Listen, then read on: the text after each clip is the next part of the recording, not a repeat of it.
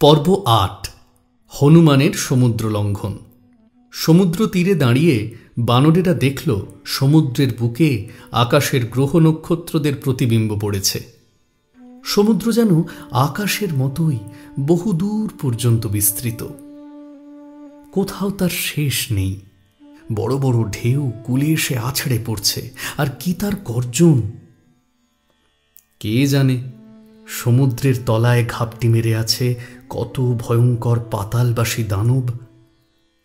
সমুদ্রের এমন ভয়াল রূপ দেখে আতঙ্কিত বানররা ভাবতে লাগল যে এমন বিপজ্জনক ১০০ যোজন সমুদ্র পেরিয়ে লঙ্কা দ্বীপে কে যাবে। বানরদের মধ্যে কেউ কেউ জানালো যে তারা বড় জোর মাঝ সমুদ্র পর্যন্ত যেতে পারে। অঙ্গদ জানালেন যে তিনি সমুদ্র পেরিয়ে লঙ্কাপুরীতে পৌঁছতে পারলেও তার পক্ষে ফিরে আসা কঠিন। হনুমান চুপ করে বসে সকলের কথা মন দিয়ে শুনছিলেন। জাম্বুবান তার উদ্দেশ্যে বললেন, বীর হনুমান, তুমি কেন কিছু বলছো না? আমরা সকলেই জানি তুমি বানর শ্রেষ্ঠ। তোমার কি নিজের বল বিক্রম কিছুই মনে পড়ছে না? ঋষিদের অভিশাপে হনুমান নিজের অমিত বল বীর্যের কথা ভুলে গিয়েছিলেন।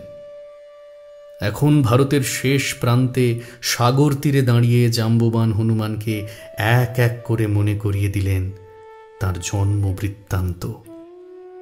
ইন্দ্রের বজ্রপ্রহারে তার হনু ভেঙে যাওয়ার ইতিবৃত্ত শোনালেন, দেবতাদের বরদানের কথা, হনুমানের শক্তি সাহসের কথা, আর বললেন, হনুমান, তুমি মহাবীর, তেজস্বী, সর্বগুণের আকর।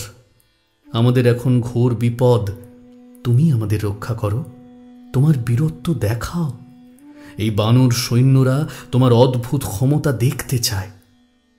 জাম্বুবান দৃপ্ত কণ্ঠে হনুমানের উদ্দেশ্যে বললেন, বানর শ্রেষ্ঠ, ওঠো, তোমার অসাধারণ বল বীর্য নিয়ে সিংহ বিক্রমে উঠে দাঁড়াও, সাগর লঙ্ঘন করো।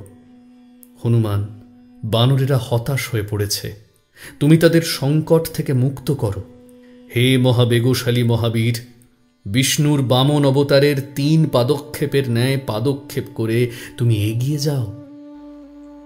উত্তিষ্ঠ হরিশার্দুল লঙ্ঘয়স্ব মহার্ণবম পরাহি সর্বভূতানাম হনুমান ইয়া গতিস্তব বিষণ্যা হরয়ঃ সর্বে হনুমান কিমুপেক্ষসে বিক্রমস্ব মহাবেগ বিষ্ণুস্ত্রীন বিক্রমানিব। হনুমান প্রবল আত্মবিশ্বাস নিয়ে উঠে দাঁড়ালেন।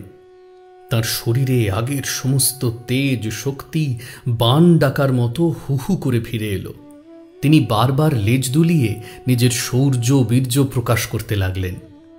তারপর তিনি পবনদেবের বন্দনা করে সমুদ্র লঙ্ঘনের জন্য নিজের দেহকে ধীরে ধীরে বাড়িয়ে তুললেন এবং সমুদ্রের দিকে তাকিয়ে দৃঢ় কণ্ঠে বলতে লাগলেন, আমি অক্লান্তভাবে 1000 বার আকাশ ছোঁয়া সুমেরু পর্বতকে প্রদক্ষিণ করব। মহাসমুদ্রকে দুহাত দিয়ে নাড়িয়ে পর্বত, নদী, হ্রদ, এমনকি ত্রিভুবনও ভাসিয়ে দেব। আমি আকাশ পথে পক্ষীরাজ গরুড়কে 1000 বার অতিক্রম করব। বানরেরা, নিশ্চিন্ত হও, আমি ইন্দ্রের হাতের বজ্র কিংবা ব্রহ্মার অমৃত কলসও এখানে নিয়ে আসতে পারি। সুতরাং আমি অবশ্যই জানকীর সংবাদ নিয়ে ফিরে আসবই। তেজমূর্তি হনুমান লাফ দেওয়ার জন্য নিকটস্থ মহেন্দ্র পর্বতের শিখরে উঠলেন এবং প্রচণ্ড আত্মবিশ্বাস নিয়ে তিনি বানরদের উদ্দেশ্যে বললেন, তোমরা দেখো, এই আমি ঝড়ের বেগে লঙ্কায় চললাম। যদি জানকীকে সেখানে না দেখি তাহলে সমান বেগে দেবলোকে যাব, আর যদি সেখানেও তাকে না পাই তাহলে রাবণ সমেত গোটা লঙ্কা পুরীটাই তুলে আনব। এই কথা বলে হনুমান এক লাফে সমুদ্রের ওপর দিয়ে লঙ্কার দিকে উড়ে চললেন। জগতের নিয়ম হল, যিনি যত বড় হন তার ওপর তত কঠিন পরীক্ষা হয়। পরীক্ষার কোষ্ঠী পাথরে ঘষে মেজে তবে জগৎ তাঁকে মহান বলে স্বীকার করে। হনুমান লঙ্কায় চলেছেন সফলতার খোঁজে। তাই দেবতারা হনুমানের শক্তি ও সাহস পরীক্ষার জন্য নাগ জননী সুরসাকে আদেশ দিলেন, পবন কুমার সমুদ্র পেরোচ্ছেন। তুমি বিকট রাক্ষসী রূপ ধারণ করে তাঁর পথে বিঘ্ন সৃষ্টি করো। দেবতাদের আদেশ পেয়ে সুরসা সাংঘাতিক রূপ ধরে সমুদ্র থেকে উঠে হনুমানকে বললেন, ব্রহ্মা আমায় বর দিয়েছেন, যে আমার মুখোমুখি হবে আমি তাকেই গিলে ফেলব, তাই আমার মুখের ভেতর প্রবেশ করো। হনুমান সুরসাকে বললেন, তবে তুমি আমার দেহের দৈর্ঘ্য অনুযায়ী হাঁ করো। এই বলে হনুমান তার দেহ আরো 10 যোজন বাড়িয়ে তুললেন। সুরসা তা দেখে 20 যোজন হাঁ করলেন। এইভাবে হনুমান আকারে যত বাড়েন, সুরসার মুখের হাঁ ততই বড় হয়।